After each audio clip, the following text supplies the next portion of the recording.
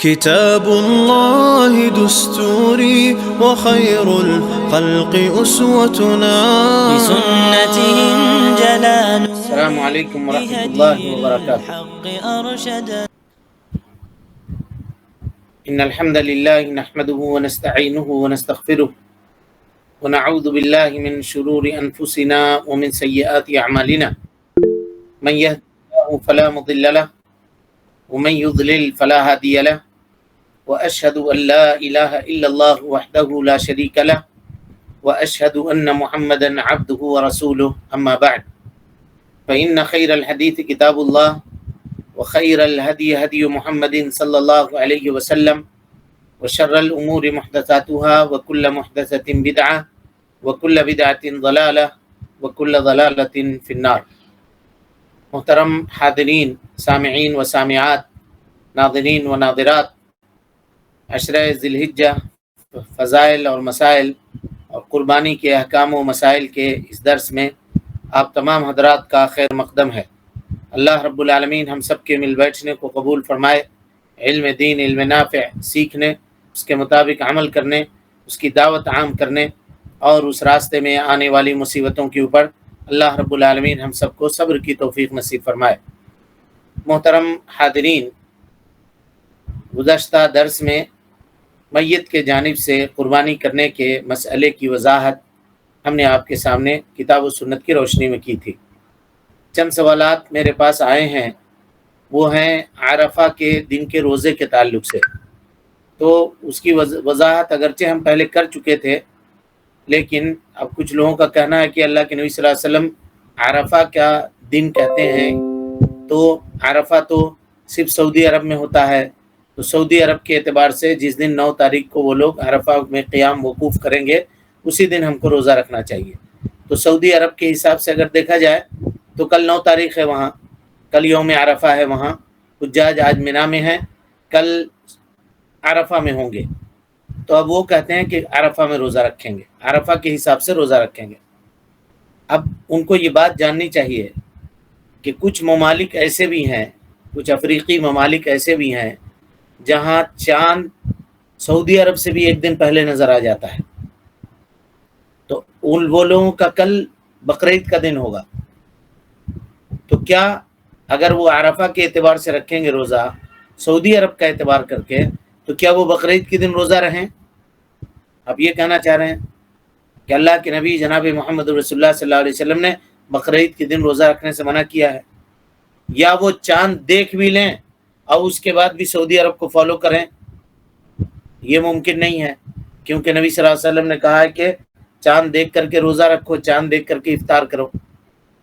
چاند دیکھ کر کے مہینے کی ابتدا ہوتی ہے، خبر پا کر کے مہینے کی ابتدا نہیں ہوتی، یا اگر ہم کو چاند نظر نہیں آیا تو ہم دوسرے سے خبر لیں گے۔ تو لہذا شریعت ایسا نہیں ہے کہ کسی کو عمل کرنا ممکن ہو اور کسی کو عمل کرنا ممکن نہ ہو، ہرگز ایسا نہیں ہے۔ لہذا ہر شہر والے اپنے شہر کی، اپنے یہاں کی رویت کا اعتبار کرتے ہوئے 9 ذی الحجہ ان کے یہاں جس دن ہوگا اس اعتبار سے وہ روزہ رکھیں۔ انشاءاللہ العزیز اللہ رب العالمین سے امید ہے کہ اللہ رب العالمین عرفہ کے ثواب سے ان کو نوازے گا، ان کو انشاءاللہ محروم نہیں کرے گا۔ ایک بات، اور دوسری بات جو عام طور پہ لوگ یہ کہتے ہیں کہ اچھا ایسا کرتے ہیں احتیاط کے طور پہ کل بھی روزہ رکھ لیتے ہیں اور پرسوں بھی رکھ لیں گے، یعنی ہمارے اعتبار سے جو 8 تاریخ ہے اس دن بھی رکھ لیں، اور جو تو سعودی کے اعتبار سے 9 تاریخ کو بھی روزہ ہو جائے گا، اور ہمارے اعتبار سے جو 9 تاریخ ہے اس دن بھی ہم روزہ رکھ لیں، تو ہم کہیں گے یہ عمل بھی ان کا درست اور جائز نہیں ہے۔ شریعت جتنے میں وارد ہے، ہم کو کمال کی بات یہ ہے کہ ہم کو اور آپ کو اسی پہ اپنے آپ کو منحصر رکھنا ہے۔ اگر خود سے دماغ لگا کر کے ہم نے عمل کیا تو وہ عمل بدعت ہوگا، اور وہ عمل بجائے اس کے کہ ثواب ہم کو دلائے ہمارے لیے عذاب کا باعث ہوگا، کیونکہ ہم اللہ کے نبی صلی اللہ علیہ وسلم کے طریقے سے ہٹ گئے۔ شک کے دن کا روزہ ہے ہی نہیں، تذبذب میں پڑھ کے کوئی عبادت کرنے کی ضرورت ہی نہیں ہے، پھر آپ اسی کو مان کر روزہ رکھیں، اس کو بھی مان رہے ہیں اس کو بھی مان رہے ہیں، تو سلف سے، صحابہ کرام سے ایسا ثابت نہیں ہے۔ لہذا 9 तारीख का एतबार करके, जो इतवार का दिन पड़ता है हिंदुस्तान के रुयत के एतबार से, लोगों को चाहिए कि वो उस दिन रोज़ा रखें और अल्लाह ताला से ये उम्मीद रखें कि अल्लाह रब्बुल आलमीन उनको सवाब कामिल से नवाजेगा। ये एक मसला था जिसके बारे में कई मरतबा सवालात हमसे पूछे गए थे, जिसकी वजाहत हमने आपके सामने कर दी। अब उसके बाद आइए कुर्बानी के जानवर और उन जानवरों की तफसील क्या है, यानी किन किन जानवरों की कुर्बानी कर सकते हैं। ये भैंस की कुर्बानी के ताल्लुक से कई सवालात हमारे सामने मौसूल हुए हैं, तो हम चाहते हैं कि ज़रा तफसील से इस मसले को हम लोग जानने की कोशिश करते हैं। कुर्बानी के जानवर के लिए कुरान मजीद में बहीमतुल अनआम का लफ्ज़ है, और बहीमतुल अनआम कहते हैं ऊँट को, गाय को, भेड़ को और बकरी को। लिहाजा यही 4 जानवर जो हैं वो बहीमतुल अनआम है। इनके अलावा किसी और जिन्स की कुर्बानी किताब व सुन्नत के रूह से जायज़ नहीं है, किताब व सुन्नत के रूह से जायज़ नहीं है। हाँ, उनका खाना जायज़ हो सकता है, आम दिनों में उनका खाना जायज़ हो सकता है। मिसाल के तौर पे हिरन अगर कहीं पे मिलता है और किसी जगह पर हुकूमत की तरफ से पाबंदी नहीं है कि हिरन को ज़बह करके खाया जाए, अगर हुकूमत की पाबंदी है तो उससे बचना चाहिए। जिस मुल्क में आप रह रहे हैं उसके कानून का एहतराम ज़रूरी है। लेकिन अगर पाबंदी नहीं है, बाज़ार में हिरन बिकता है, या जिस तरीके से दूसरे जंगली जानवर उसको लोग पालते हैं और पाल करके बेचते हैं बाज़ार में, तो अगर वो बिकता है तो उसको आप ज़बह करके खा सकते हैं, गोश्त खाना उसका हलाल है। लेकिन कुर्बानी कर सकते या नहीं कर सकते, तो उस सिलसिले में दो टोक फैसला यह है कि उसकी कुर्बानी नहीं होगी, क्योंकि वो बहीमतुल अनआम में नहीं है। उसकी तफसील क्या है, उसकी तफसील देखिए, उसकी तफसील क्या है, वो तफसील हम आपके सामने बयान करते हैं।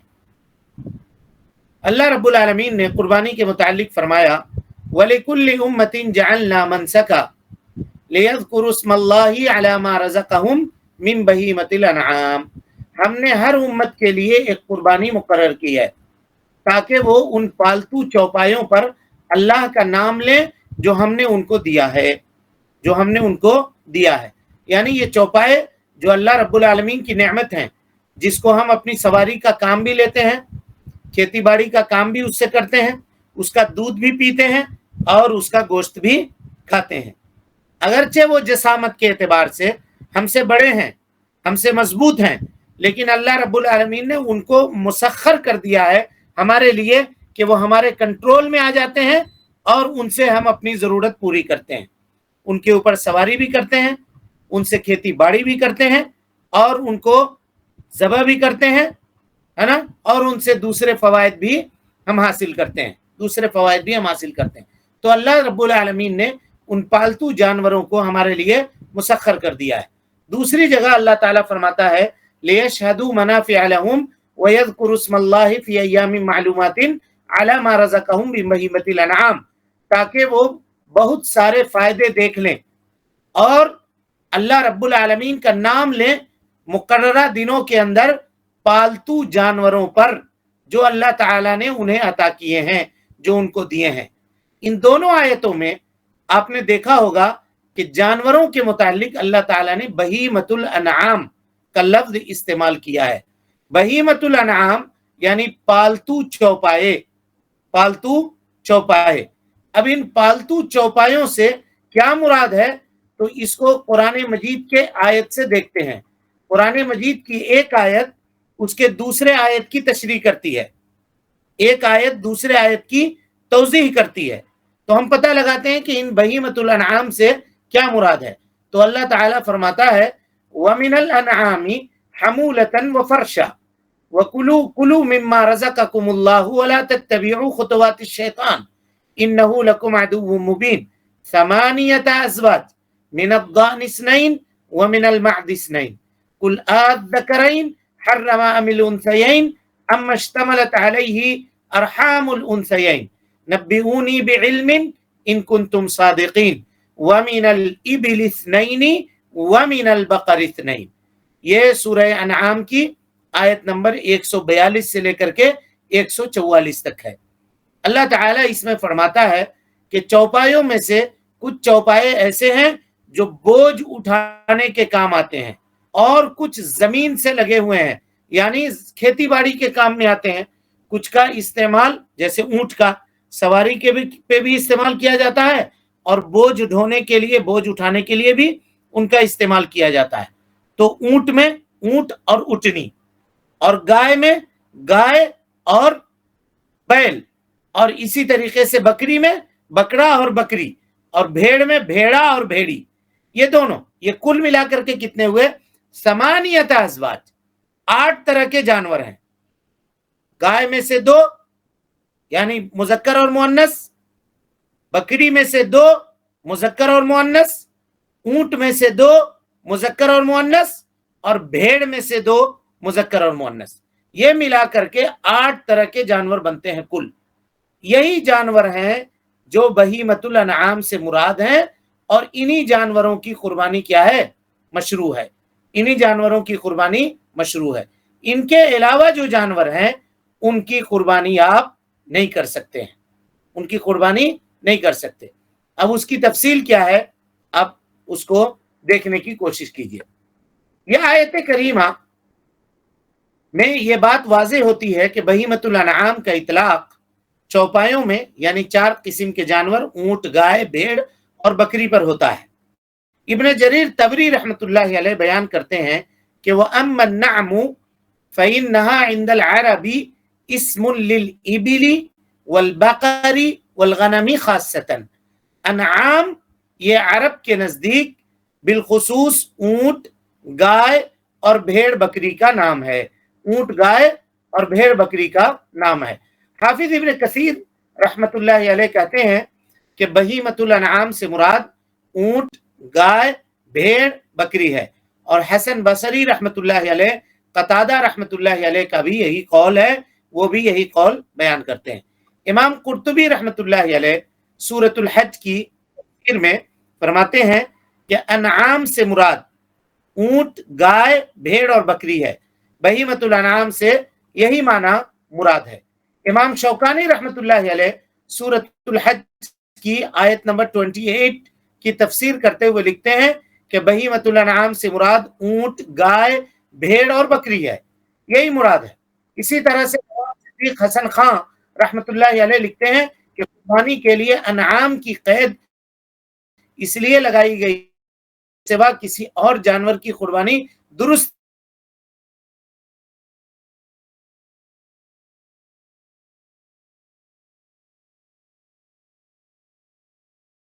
یہ ان کو استعمال کر سکتے۔ پتہ چلا کہ بہیمۃ الانعام قربانی کے لیے ہونا شرط ہے، اور بہیمۃ الانعام میں یہ 4 جانور آتے ہیں۔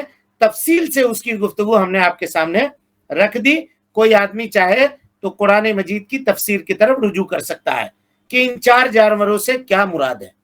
اب رہی بات، اب آئیے ہم لوگ اپنے مطلب کی طرف آتے ہیں۔ بھینس کی قربانی کا کیا حکم ہے؟ بھینس کی قربانی کا کیا حکم ہے؟ لب و لباب دیکھیے، اگر فقہا کو دیکھیں گے، فقہا کو، تو وہ کہتے ہیں کہ بھینس الگ جنس ہے اور گائے الگ جنس ہے، دونوں الگ الگ چیز ہے، اور یہی بات مشاہدے میں بھی آتی ہے۔ بھینس پانی میں سروائیو کرتی ہے زیادہ تر، یا اس کو پانی پسند ہے، پانی میں وہ دن بھر اس کو ایک مرتبہ لے کر آپ کو جانا ہے، جبکہ گائے کے ساتھ یہ معاملہ نہیں ہے۔ ٹھیک ہے، باقی اور چیزیں ہیں اس کے، لیکن دونوں میں یہ فرق ہے۔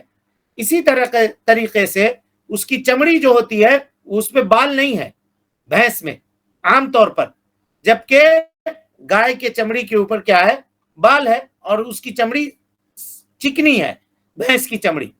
اور دونوں میں بنیادی طور پہ یہ فرق ہے کہ گائے پانی میں اترتی نہیں، الا یہ کہ آپ زبردستی اس کو کھدیڑ کر کے یا زبردستی لے کر کے جائیں، لیکن بھینس شوق سے پانی میں اترتی ہے یا اترتا ہے، اور وہاں جا کر کے وہ لوگ وہ بیٹھتے ہیں، جیسا کہ یہ چیزیں مشاہد ہیں۔ تو فقہا کہتے ہیں کہ بھینس کو گائے کے جنس سے نہیں مانا جا سکتا، وہ الگ ہے اور یہ الگ ہے، ٹھیک ہے۔ لیکن اہل لغت میں سے کچھ لوگ یہ کہتے ہیں کہ بھینس جو ہے وہ گائے ہی کی قسم میں سے ایک قسم ہے۔ تو اہل لغت کی بات کیا شریعت میں مانی جائے گی، یا شریعت میں شرعی معاملے کو مانا جائے گا؟ یہ ہے مسئلہ، یہ مسئلہ ہے، سمجھ رہے ہیں؟ اب اس کے اوپر آ کر کے معاملہ ٹھہرا ہے، کیا اہل لغت کی بات مانی جائے گی اس مسئلے میں؟ یعنی جو لوگ زبان کے جاننے والے ہیں کیا ان کی بات مانیں گے یا شریعت کی بات مانیں گے؟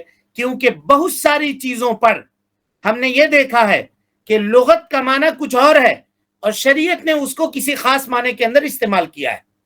جیسے نماز کا مسئلہ دعا کے معنی میں ہے، اہل لغت نماز کا معنی دعا بیان کرتے ہیں، لیکن آپ شرعی معنی میں جب اس کو لے کر کے جائیں گے تو وہاں دعا مراد نہیں ہے، بلکہ ایک مخصوص عبادت مراد ہے جس کی ابتدا تکبیر سے ہوتی ہے اور جس کی انتہا تسلیم پر ہوتی ہے۔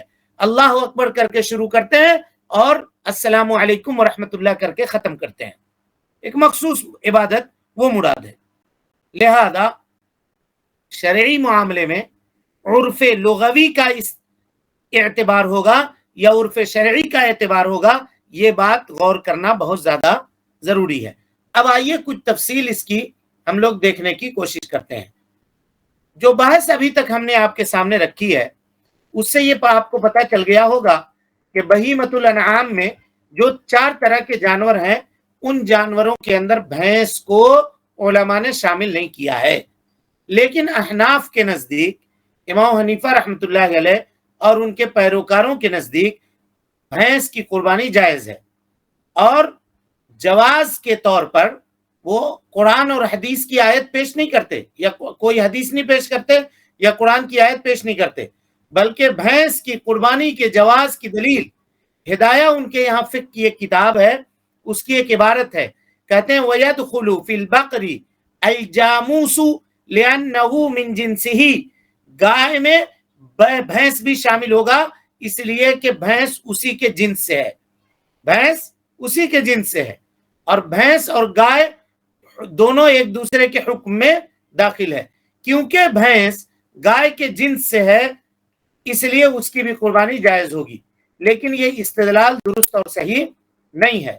کیوں درست اور صحیح نہیں ہے؟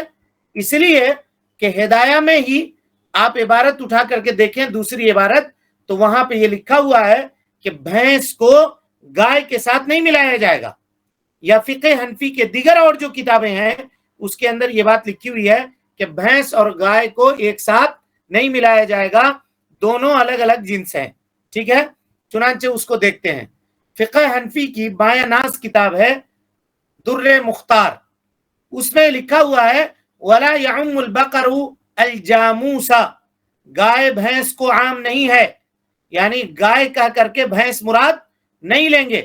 اور اسی طریقے سے رد المختار کے اندر یہ لکھا ہوا ہے، رد المختار کے اندر یہ بات لکھی ہوئی ہے کہ گائے اور بھینس یہ دونوں کے دونوں برابر نہیں ہے، اور بلکہ یہاں تک لکھا ہوا ہے کہ اگر کوئی آدمی یہ قسم کھا لے کہ میں گائے کا گوشت نہیں کھاؤں گا، اگر اس نے قسم کھا لیا، اب اگر کوئی آدمی کیا کرے، بھینس کا گوشت کھا لے، تو اس کا قسم ٹوٹے گا نہیں ٹوٹے گا؟ ہاں جی، ٹوٹے گا نہیں ٹوٹے گا؟ تو جو لوگ یہ کہتے ہیں کہ گائے بھینس کے جنس سے ہے تو ان کے یہاں تو ٹوٹ جائے گا، لیکن حنفیہ کے نزدیک ہی فقہ حنفی میں یہ بات لکھی ہوئی ہے کہ اگر کوئی آدمی قسم کھا لے کہ ہم گائے کا گوشت نہیں کھائیں گے، اور وہ اگر بھینس کا گوشت کھا لے تو اس کا قسم نہیں ٹوٹے گا۔ اس کا مطلب یہ ہے کہ بھینس الگ چیز ہے، گائے الگ چیز ہے۔ بالکل اسی طریقے سے جیسے کوئی آدمی مطلق یہ کہے کہ ہم گوشت نہیں کھائیں گے، قسم کھائے کہ ہم گوشت نہیں کھائیں گے، ٹھیک ہے، لیکن اگر وہ مچھلی کھا لے تو کیا اس کا قسم ٹوٹے گا نہیں ٹوٹے گا؟ بولیے، نہیں ٹوٹے گا، کیونکہ گوشت الگ چیز ہے اور مچھلی الگ چیز ہے۔ عرف عام میں اس کو ایک نہیں مانا جاتا ہے۔ کوئی آدمی اگر گوشت کھا کے آ رہا ہو، اس سے پوچھے کیا کھا کے آ رہے ہو تو کہے گا ہم گوشت کھائے ہیں، لیکن کسی سے پوچھے دوپہر میں کیا کھائے ہو تو کہے گا ہم مچھلی کھائے ہیں، گوشت نہیں کہے گا۔ سمجھ میں آ رہی بات؟ فرق ہے دونوں کے اندر، دونوں کے اندر فرق ہے۔ اگرچہ قرآن مجید نے اس کو استعمال کیا ہو، لحم طری کہا ہے، قرآن نے کہا کہ بحر سے، سمندر سے تم لحم طری، تازہ گوشت نکالتے ہو اور اس کو کھاتے ہو، لیکن پھر بھی یہاں فرق ہے۔ फुकहा की इस्तिलाह के अंदर। लिहाजा वो कहते हैं कि अगर कोई आदमी ये कसम खा ले कि हम गोश्त ना खाएंगे तो उसको महमूल किया जाएगा आम चीजों के ऊपर, मछली के ऊपर महमूल नहीं किया जाएगा। लिहाजा अगर फिक़्ह हनफी को ही देखा जाए तो उसके अंदर इस तरह की चीजें मरवी हैं और मौजूद हैं। लिहाजा हिदाया की उस इबारत को बुनियाद बना करके या अहले लुगत के कौल को बुनियाद बना करके एक शरई मसले को साबित कर देना और ये कहना कि भैंस की कुर्बानी भी जायज है, ये करीने क़ियास बात मालूम नहीं होती, ये बात दुरुस्त मालूम नहीं होती। लिहाजा ऐसे मसले में आदमी को इज्तिनाब और परहेज करना चाहिए, यही चीज ज्यादा बेहतर और ज्यादा मुनासिब मालूम होती है। इन तमाम दलाइल का जायजा लेने के बाद यही बात ज्यादा बेहतर और ज्यादा मुनासिब समझ में आती है। वल्लाहु आलम बिस्सवाब। बाकी रही बात, कुछ लोगों ने कहा है कि आप कर सकते हैं, लेकिन हमारी तहकीक नाकिस तहकीक जहां तक पहुंची तो हम, मेरा दिल जिस बात के ऊपर मुतमईन है, हमने वो बात आपके सामने रख दी है, हमने वो बात आपके सामने रख दी है। क्योंकि बहरहाल किसी भी मसले में अगर 1% भी चांस हो कि वो चीज उसमें शामिल नहीं होगा तो वो रिस्क क्यों लीजिएगा, मत लीजिए। उसको छोड़ करके उस छोटे जानवर पर आ जाइए और उसकी कुर्बानी कीजिए और आराम से कर सकते हैं, उसमें कोई हरज की बात नहीं होगी इंशाअल्लाह, उसमें कोई हरज की बात नहीं होगी। अब आइए, कुर्बानी के जानवर की उम्र के मुतालिक आम तौर पे सवाल होता है जी कि कुर्बानी के जानवर का उम्र कितना होना चाहिए, कुर्बानी के जानवर का उम्र कितना होना चाहिए। तो कुर्बानी के जानवर का 2 दांता होना यह शर्त है, 2 दांत उसको होना चाहिए। और अगर कुर्बानी के जानवर को या 2 दांत वाला जानवर ना मिल रहा हो तो ऐसी सूरत में ऑप्शन शरीयत ने रखा है। लेकिन अगर 2 दांता जानवर आपको मिल रहा है जिसको हम दता हुआ कहते हैं, तो ऐसी सूरत में उस जानवर को खरीद करके कुर्बानी करना है, उसके अलावा कुर्बानी आप नहीं कर सकते।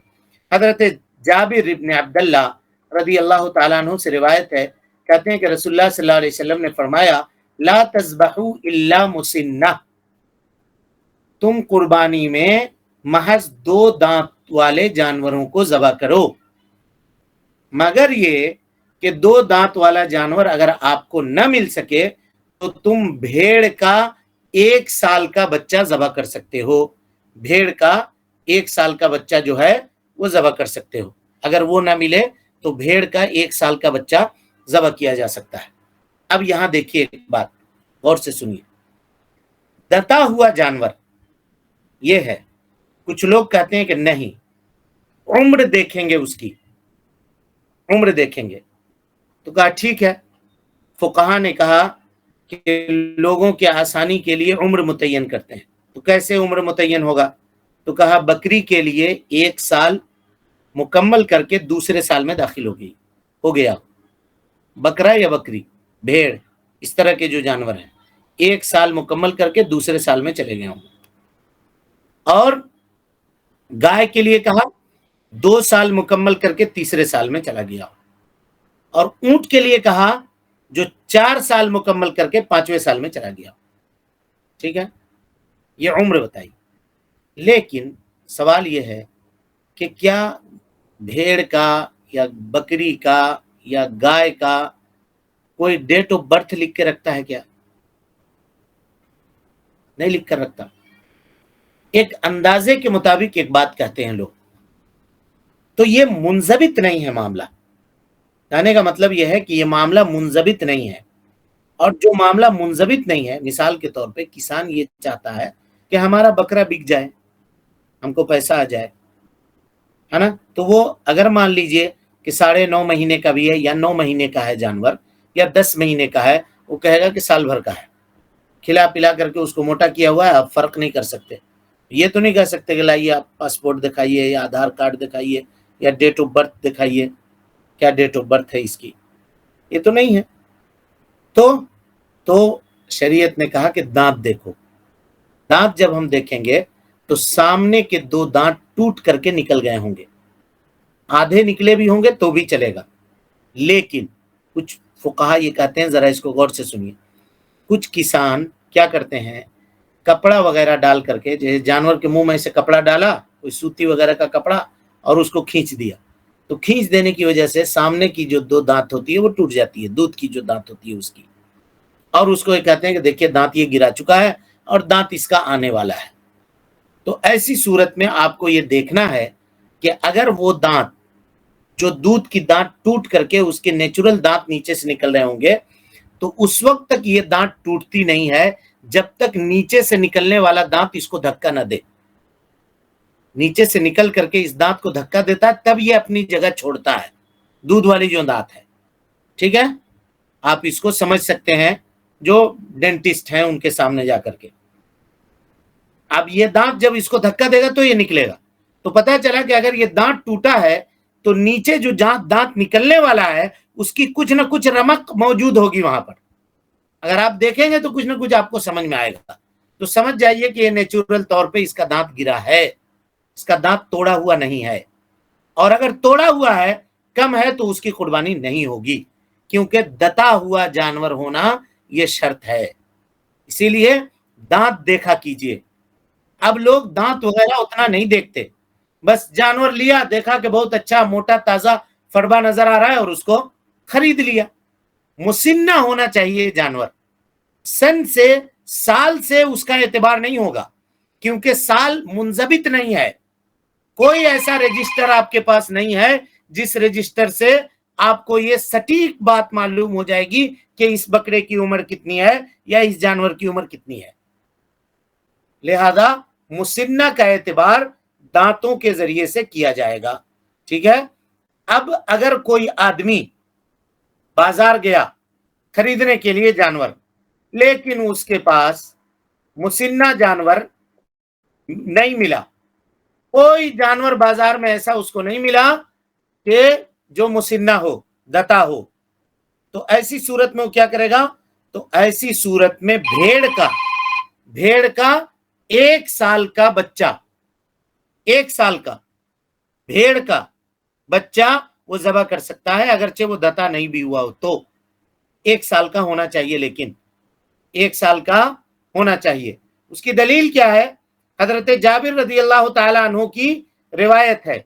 हजरत जाबिर रजी अल्लाह ताला अन्हु कहते हैं, नबी सल्लल्लाहु अलैहि वसल्लम ने फरमाया, ला तज़बहू इल्ला मुसिन्ना, मत ज़बह करो मगर मुसिन्ना, इल्ला अन यअसुर अलैकुम, मगर ये कि तुम्हारे लिए तंगी हो जाए कि तुमको दता जानवर न मिल रहा हो। और तंगी होने की 2 शक्ल है जी, उलमा ने 2 शक्ल बयान की है। पहली शक्ल यह है कि मुसिन्ना जानवर हो ही नहीं, मफकूद हो, नहीं मिल रहा हो, एक शक्ल तो यह है। और दूसरी शक्ल यह है कि आपकी बजट उसकी इजाजत नहीं दे रही हो, कुर्बानी करने का इरादा रखते हैं, लेकिन मार्केट में मुसिन्ना जानवर इतना महंगा है कि वो आपके पहुंच से बाहर है, बहुत कोशिश करने के बावजूद भी आप उसको नहीं ले सकते। अब इसमें हर आदमी जानेगा, बहुत कोशिश हम कर रहे हैं। ऐसा नहीं कि चलो हमने 10,000 निकाला है, अब 15,000 में मुसिन्ना जानवर मिल रहा है तो 5,000 और उसमें नहीं लगा सकते, ऐसा नहीं है। अगर आपके पास है तो लगाइए, लगा करके लीजिए, वो ज्यादा बेहतर है। लेकिन चलिए 10 ही है और आप कुर्बानी करना चाहते हैं, उससे ज्यादा आपके पास है ही नहीं, जुगाड़ और इंतजाम भी नहीं कर सकते, तो ऐसी सूरत में भेड़ का 1 साल का बच्चा आप ले सकते हैं, उसमें कोई हरज की बात नहीं है। ये दलील है हजरत जाबिर इब्न अब्दुल्लाह रदी अल्लाह ताला अन्हु की इस रिवायत में, ला तज़बहू इल्ला मुसिन्नतन, नबी सल्लल्लाहु अलैहि वसल्लम ने कहा कि तुम दता हुआ जानवर ही कुर्बानी करो। अगर तुमको दता हुआ जानवर मैसर न हो तो फतज़बहू जज़अतम मिन अद्दानी, तो भेड़ का 1 साल का बच्चा तुम ज़बह कर सकते हो। 1 साल का बच्चा भेड़ का ज़बह कर सकते हो। कुछ लोगों ने कहा कि 6 महीने का, ये 6 महीने का दुरुस्त नहीं है जी। जज़ा कहते हैं साल भर के जानवर को। इमाम नववी रहमतुल्लाह अलैह ने और हाफिज इब्न हजर अल अस्क़लानी रहमतुल्लाह अलैह ने और दिगर शारिहीन हदीस ने यही लिखा है कि जज़ा का इतलाक उस जानवर के ऊपर होगा जो साल भर मुकम्मल कर चुका हो, साल भर मुकम्मल कर चुका हो, और वो भेड़ हो, भेड़ में से हो, बकरी में से न हो, भेड़ की नस्ल में से हो, تو اس سے آپ اس کو ذبح کر سکتے ہیں، اس میں کوئی حرج کی بات نہیں ہے۔ لہذا ان چیزوں میں ہمیں چاہیے کہ اس کا ہم اعتبار کریں اور اسی حساب سے قربانی کے اس عمل کو انجام دینے کی کوشش کریں۔ قربانی کے متعلق جو باتیں تھیں وہ لگ بھگ تقریباً باتیں ہم نے آپ کے سامنے رکھ دی ہیں۔ اب اس سلسلے میں ایک اور مسئلہ یہ پوچھا جاتا ہے کہ قربانی کے گوشت کا کیا کیا جائے، ہے نا، قربانی کے گوشت کا کیا کیا جائے۔ تو دیکھیے، گوشت کا جہاں تک تعلق ہے، آپ خود کھائیں، اپنے رشتہ داروں کو کھلائیں، دوست احباب کو کھلائیں، پاس پڑوس کو کھلائیں، سب کو کھلا سکتے ہیں اس میں، اور اپنے بھی کھا سکتے ہیں۔ کچھ لوگ یہ کہتے ہیں کہ اس کا 3 حصہ کرنا چاہیے۔ مثال کے طور پہ جیسے 30 کلو کا بکرا ہے کسی کے پاس، تو 10 3 حصے میں تقسیم کرے، ایک حصہ اپنے لیے رکھے، ایک حصہ اپنے رشتہ داروں کو دے، اور ایک حصہ آس پڑوس کے لوگوں کو دے، ہے نا۔ یہ بات درست اور صحیح نہیں ہے، اور کہیں سے یہ چیز ثابت نہیں ہے۔ آپ چاہیں تو زیادہ اپنے لیے بھی رکھ سکتے ہیں، اور چاہیں تو زیادہ صدقہ بھی کر سکتے ہیں، اس میں کوئی حرج کی بات نہیں ہے۔ لیکن انسان کو یہ چاہیے کہ گاؤں گھر میں قربانی کرنے والے اگر کم لوگ ہیں اور کم لوگوں نے قربانی کی ہے، تو ایسی صورت میں کوشش کرنا چاہیے کہ زیادہ سے زیادہ وہ ہدیہ میں اور لوگوں کو پہنچائے، لوگوں کو دے، تاکہ کھانے پینے کے ایام ہیں، گوشت کھانے پینے کے ایام ہیں، لوگ گوشت کھا کے فائدہ اٹھائیں، فائدہ حاصل کریں۔ پورا کا پورا جانور اپنے پاس نہیں رکھنا چاہیے، اور اسی طرح سے ہاتھ پورے طور پہ کھول کے ایسا ہے کہ جو کچھ ذبح کیا تھا اور کھا کے پی کے سب تقسیم کر دیا اور گھر والوں کے لیے کچھ نہیں بچایا، تو ایسا بھی نہیں کرنا چاہیے۔ درمیانہ راستہ اختیار کرنا چاہیے۔ انشاءاللہ یہ اس معاملے میں وسعت ہے، یہ کوئی ویسا معاملہ نہیں ہے جس میں یہ ہو کہ نہیں تینوں کو 3 حصہ آپ کیجئے اور 3 حصہ کر کے ایک کیجئے۔ اسی طرح سے ایک سوال عام طور پہ پوچھا جاتا ہے کہ کیا قربانی کے جانور کے گوشت کو غیر مسلم کو دے سکتے یا نہیں دے سکتے؟ تو دے سکتے ہیں بھائی، غیر مسلم کو بھی دے سکتے ہیں، اور اگر غیر مسلم آپ کا پڑوسی ہے تو آپ اس کو دیں۔ دعوت کے لحاظ سے بھی یہ چیز بہت مناسب اور بہت اچھا ہے، اور یہ چیز بالکل درست نہیں ہے کہ آپ جانتے ہیں کہ وہ گوشت کھاتا ہے اور دیکھا ہے کہ آپ بکرا لے کر کے آئے ہیں اور بچے اس کو لا رہے ہیں، لے جا رہے ہیں، اور پورا کا پورا آپ خود کھا لیں یا اس کو نہ دیں، تو وہ اس کے دل کے اندر آپ کے تعلق سے کدورت اور نفرت کا جذبہ پیدا ہوگا۔ لہذا شرعی طور پہ کوئی ایسی ممانعت نہیں ہے۔ حضرت عبداللہ ابن عمر رضی اللہ تعالیٰ عنہ اور دیگر صحابہ کا یہ عمل ہے کہ وہ اپنے پڑوس کے لوگوں کو قربانی کے گوشت میں سے ہدیہ دیا کرتے تھے، اگرچہ وہ مسلمان نہ بھی ہوتے تھے تب بھی، تو دینا جائز ہے، اس میں کوئی حرج کی بات نہیں ہے۔ اسی طریقے سے ان دنوں میں ایک اور سوال یہ آتا ہے کہ قربانی کے کھال کا کیا کیا جائے۔ تو دیکھیے، کچھ لوگ کیا کرتے ہیں، قصاب کو جو جانور کو ذبح کرتا ہے، اس ذبح کرنے والے یا بوٹی بنانے والے کو کھال دے دیتے ہیں اور اس کی قیمت میں سے کم کر دیتے ہیں اتنا، کہا کہ کھال کا 100 روپیہ ہوا یا 200 روپیہ ہوا، اتنا مائنس کرو اور باقی 500 روپیہ یہ تمہارے مزدوری۔ تو ایسا نہیں کر سکتے۔ قربانی کے جانور کا کوئی بھی چیز آپ بیچ نہیں سکتے، صدقہ کرنا ہے، ہر ایک چیز، ساری چیزوں کو صدقہ، آپ کو ساری چیزیں جو ہے کسی بھی چیز کو آپ بیچ نہیں سکتے۔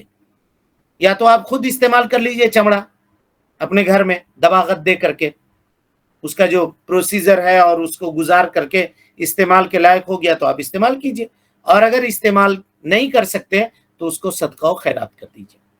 جہاں کہیں جمع کیا جاتا ہو، بیت المال قائم ہو، وہاں لوگ جمع کرتے ہیں، وہاں لے جا کر کے جمع کر دیجئے، لیکن اجرت پہ اس کو نہیں دے سکتے۔ اسی طرح سے قربانی کے جانور کا گوشت اجرت کے طور پہ قصاب کو نہیں دے سکتے۔ ہاں، اگر آپ دے رہے ہیں ہدیہ کے طور پہ تو قصاب کو بھی دے سکتے ہیں، کسی کو بھی دے سکتے ہیں، لیکن اگر وہ گوشت دے کر کے آپ اس کے اجرت سے کچھ کٹوتی کر رہے ہیں تو ایسی صورت میں گوشت کا حکم بھی اجرت ہی کا ہوگا، لہذا اس کو دینا ناجائز ہوگا، اس کو دینا ناجائز ہوگا۔ آپ قیمت طے کر لیں، اور قیمت طے کرنے کے بعد قیمت اس کو دے دیں، اور اس کے بعد اگر گوشت کی ایک پڑیا اٹھا کر کے ایک پوٹلی اگر اس کو بھی دینا چاہتے ہیں تو دے دیں، اس میں کوئی حرج کی بات نہیں ہے، شریعت اس سے آپ کو نہیں روکتی ہے۔ اسی طریقے سے ایک اور چیز، قربانی کے جانور کو ذبح کرنے کے لیے قبلہ رو کرنا ہے، اس کو یہ مستحب ہے، اور بسم اللہ اللہ اکبر پڑھ کر کے اللہم تقبل منی ومن اہل بیتی یہ کہہ کر کے آپ جانور کو ذبح کریں۔ اگر جان بوجھ کر کے کسی نے بسم اللہ چھوڑ دیا تو اس جانور کا کھانا حرام ہے، اس کا نہیں کھا سکتے اس کو۔ ہاں، اس کے بعد اس کو ذبح کرنے کے بعد 2 رگ جو کنارے ہے جس کو شہ رگ کہتے ہیں اس کو کاٹ دیا جائے، فوڈ پائپ جو ہے اور ہوا کی جو نلی ہے اس کو کاٹ دیا جائے، کھانے کی جو نلی ہے اس کو کاٹ دیا جائے، اور کاٹنے کے بعد اس کو ویسے ہی چھوڑ دیجیے۔ کچھ لوگ گردن کی ہڈی تک کاٹتے ہیں، اس کو کاٹنا جائز نہیں ہے، بلکہ بعض علماء نے لکھا ہے کہ جس نے گردن کی ہڈی کاٹ دی گویا کہ اس کا جانور ذبح نہیں ہوا بلکہ وہ جھٹکا کے حکم میں ہو گیا۔ کہا کیوں؟ کہا ہڈیوں کے درمیان ایک طرح کا ایک گودا ہوتا ہے جس کا کنیکشن دل اور دماغ سے جوڑتا ہے۔ جو اب اگر اس گودے کو آپ نے کاٹ دیا تو جانور کے دماغ سے اس کا کنیکشن کٹ گیا، اب وہ ہاتھ پیر نہیں چلائے گا۔ اب ہاتھ پیر نہیں چلائے گا تو اس کا خون جہاں کہیں بھی ہے وہ وہیں جم جائے گا، لہذا وہ گوشت اس کا پاکیزہ نہیں ہو پائے گا۔ اس لیے اس کو اتنا کاٹ کر کے تڑپتا ہوا چھوڑ دینا چاہیے۔ کچھ لوگ چاہتے ہیں کہ نہیں دیر تک تڑپ رہا ہے تو ہم کو اس کو رحم آ رہا ہے، رحم کرنے کی ضرورت نہیں ہے، کیونکہ دیر تک تڑپ رہا ہے اس لیے نہیں تڑپ رہا ہے کہ اس کو تکلیف ہو رہی ہے، کیونکہ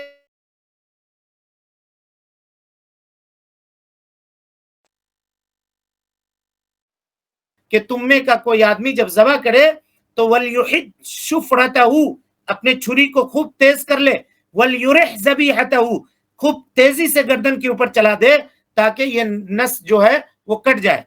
اب دماغ سے یعنی وہ معاملہ جو غم اور خوشی کو برداشت کر سکتا تھا، جو تکلیف کو کنیکٹ کر سکتا تھا، وہاں سے کنیکشن کٹ گیا اس کا۔ اب وہ ہاتھ پیر مال رہا ہے، وہ اس لیے مار رہا ہے کہ جسم کے اندر آکسیجن نہیں پہنچ رہا ہے، اور جتنا وہ ہاتھ پیر چلائے گا وہ ہاتھ پیر چلانے کی وجہ سے اس کے جو خون ہے اندر سے وہ سب کے سب باہر نکلے گا، اور نکلنے والا جو خون ہے یہ دم مسفوح ہے، دم مسفوح اس کو کہتے ہیں۔ اس کا کھانا ناجائز ہے جی، دم مسفوح کا۔ لیکن اگر دم مسفوح نہیں کھا سکتے، اس کے علاوہ کچھ لوگ کہتے ہیں کہ نہیں جانور کا فلاں چیز نہیں کھا سکتے، فلاں چیز نہیں کھا سکتے، اور ابو داؤد کی ایک روایت ہے کہ 7 چیز نہیں کھانا چاہیے، وہ روایت درست اور صحیح نہیں ہے۔ ہر چیز کھا سکتے ہیں، اس کا جو آپ کے طبیعت میں آئے وہ ہر چیز کھا سکتے ہیں، یہاں تک کہ آپ چمڑے کو بھی کھا سکتے ہیں، کوئی حرج کی بات نہیں ہے۔ سمجھ میں آ رہی بات؟ بال وغیرہ اگر زائل کر کے اس کو جلا کر کے نکال کر کے اگر چمڑا بھی کھانا چاہیں تو کھا سکتے ہیں، اس میں کوئی حرج کی بات نہیں ہے، اور اس کے جسم کے جتنے اعضاء ہیں اس سب کو کھا سکتے ہیں، کوئی اس میں حرج کی بات نہیں ہے، کوئی حرج کی بات اس کے اندر نہیں ہے۔ ہاں، صرف دم مسفوح یعنی وہ خون جو بہتا ہوا ذبح کرنے کے بعد نکلتا ہے اس کو نہیں کھا سکتے۔ ہاں، ذبح کرنے کے بعد جانور کے گوشت کے ریشے میں اگر کہیں پر کچھ خون باقی ہے ادھر ادھر سے اور دھو رہے ہیں آپ تو وہ خون نکل رہا ہے، تو اب کچھ لوگوں کی عادت ہوتی ہے کہ بار بار اس کو دھوتے ہیں، یہ مناسب نہیں ہے، بلکہ امام ابن تیمیہ رحمۃ اللہ علیہ نے لکھا ہے کہ یہ وسوسے کی بیماری ہے۔ اگر جانور صاف ستھرا کٹ کے آیا ہے، اس کی بوٹی بنا کر کے صاف ستھرا بھیجا گیا تو ڈائریکٹ آپ اس کو کڑھائی میں ڈال کر کے بغیر دھوئے بھی کھا سکتے ہیں، کوئی حرج کی بات نہیں ہے۔ لیکن چلیے اگر آپ کو اتنا یہ ہے معاملہ تو ایک مرتبہ ایک آدھ پانی سے اس کو دھو لیا، لیکن اب اس کو دھو رہے ہیں، ایسا نہیں کرنا چاہیے، یہ وسوسے کی بیماری ہے۔ وہ خون جو ریشوں کے درمیان بچ جائے وہ معفو عنہ ہے، وہ دم مسفوح کے حکم میں نہیں آئے گا، یہ بات خیال اور ملحوظ رکھنی چاہیے۔ اور اسی طرح سے آخری بات اس تعلق سے وہ یہ ہے کہ اسلام دین نظافت ہے، صفائی اور ستھرائی کا دین ہے۔ النظافت نصف الایمان الطہور شطر الایمان، یہ کہا گیا ہے۔ اب کوئی آدمی جانور ذبح کرے اور اس کے فضلات کو، اس کے ہڈیوں کو سڑکوں کے اوپر، راستوں کے اوپر بکھیر دے، آنے جانے والے لوگ اس کو دیکھ کر کے تکلیف محسوس کر رہے ہوں، تو یہ ایک اچھا آدمی کا عمل نہیں ہے، ایک اچھا آدمی کا عمل نہیں ہے۔ آپ جانتے ہیں کہ پڑوس میں کچھ لوگ ایسے ہیں موجود جو کھانا پسند نہیں کرتے، یا جو ویجیٹیرین ہے وہ ان چیزوں کو نہیں کھاتے، آپ کو کوئی حق نہیں پہنچتا ہے کہ آپ جانور کے فضلات کو روڈ اور راستے کے اوپر گرا کر کے ان کو ایذا اور ان کو تکلیف دیں. واللہ لا یؤمن، نبی صلی اللہ علیہ وسلم نے کہا واللہ لا یؤمن، قسم اللہ کی وہ مومن نہیں، قسم اللہ کی وہ مومن نہیں، قسم اللہ کی وہ مومن نہیں. کون؟ اللہ کے رسول صلی اللہ علیہ وسلم کہا الذی لا یامن جارہ بوائقہ، جس کے تکلیف سے اس کے پڑوسی محفوظ نہ ہو. اس میں مومن اور غیر مومن کی کوئی قید نہیں ہے جی. اگر آپ کا پڑوسی ہے آپ کو کوئی حق نہیں پہنچتا ہے کہ آپ اس کو تکلیف دیں. لہذا ان چیزوں سے مسلمانوں کو چاہیے کہ وہ اجتناب کریں، پرہیز کریں. اور سب سے بڑی بات کہ خلوص کے ساتھ، للہیت کے ساتھ اللہ رب العالمین کے اس فریضے کو، یا اللہ رب العالمین اللہ کے نبی صلی اللہ علیہ وسلم کے اس سنت کو انجام دیں. اس سنت کو انجام دیں. نبی صلی اللہ علیہ وسلم نے عید کی نماز صبح سویرے ادا کی ہے. کوشش کرنی چاہیے کہ جتنا جلد سے جلد فجر کی نماز کے بعد ممنوع وقت ختم ہو اور نماز پڑھنے کا وقت ہو جائے تو انسان کو چاہیے کہ وہ نماز ادا کر لے، اور نماز ادا کرنے کے بعد امام کا خطبہ سن کر کے اپنے گھر آئے اور قربانی کرے. یہ شعائر ہے اور اس کی پابندی کرنا ضروری ہے. رب العالمین سے دعا ہے کہ اللہ تعالی ہمیں اور آپ کو حسن عمل کی توفیق دے، ہم سب کی اصلاح فرمائے، نیکیوں کو قبول کرے، سیئات سے درگزر فرمائے، جب تک زندہ رکھے دین اسلام پہ زندہ رکھے، اور جب اٹھائے ایمان پہ اٹھائے. آمین وآخر دعوانا ان الحمدللہ رب العالمین. جی کوئی سوال ہے کسی کے پاس؟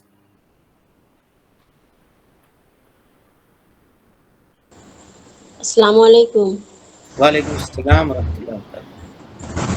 تو اگر حصہ لیں گے تو حصہ والے کا بھی دیکھنا ہے کہ اگر وہ سنی ہے کہ بدعتی ہے، اس کا بھی خیال کرنا پڑتا ہے.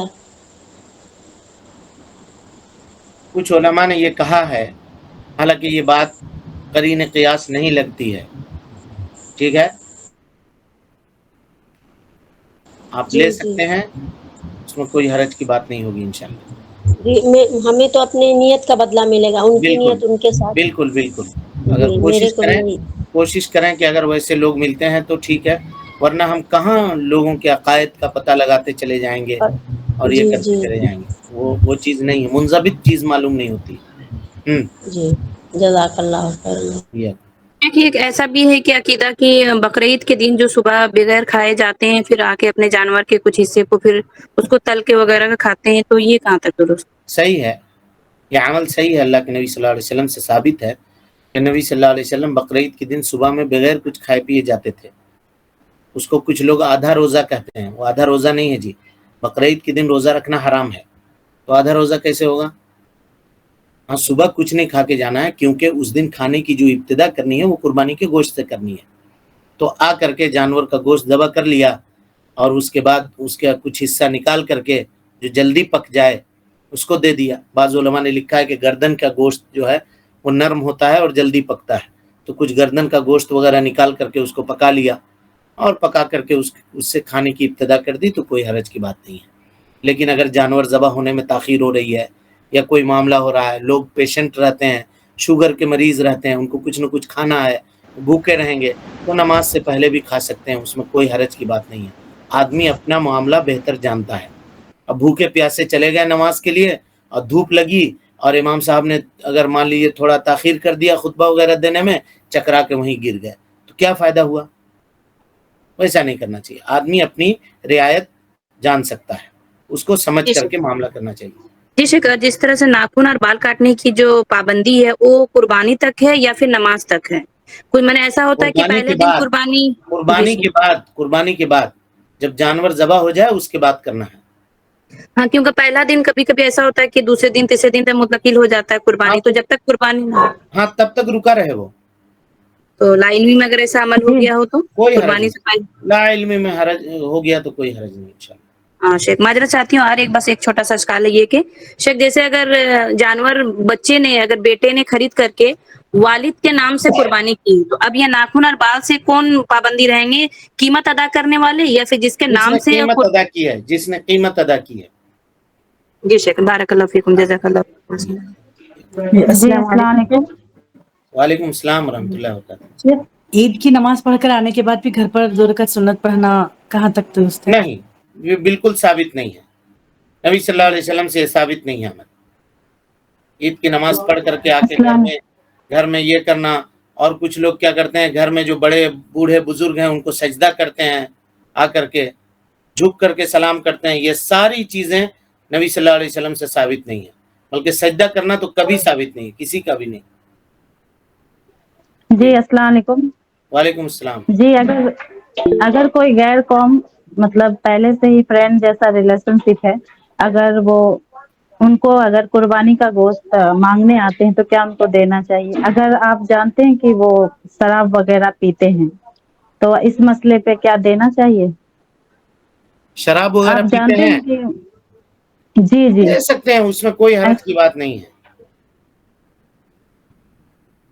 جی جزاک اللہ خیر. کوئی حرج کی بات. میڈھا اور دمبا کیا ہوتا ہے؟ سوال ہے. دونوں ایک ہی نسل کا جانور ہے، مینڈا بھی اور دمبا بھی. دمبا جس کے پونچھ میں چکی لگی ہوئی ہوتی ہے، اور مینڈا جو ہوتا ہے وہ عام بھیڑ کی طرح سے ہوتا ہے جانور. جی جیسے میڈھے میں ایک سال کے تھے تو بکرا میں کتنا ہوگا ایج؟ بکرا میں دتا ہوا ہونا چاہیے.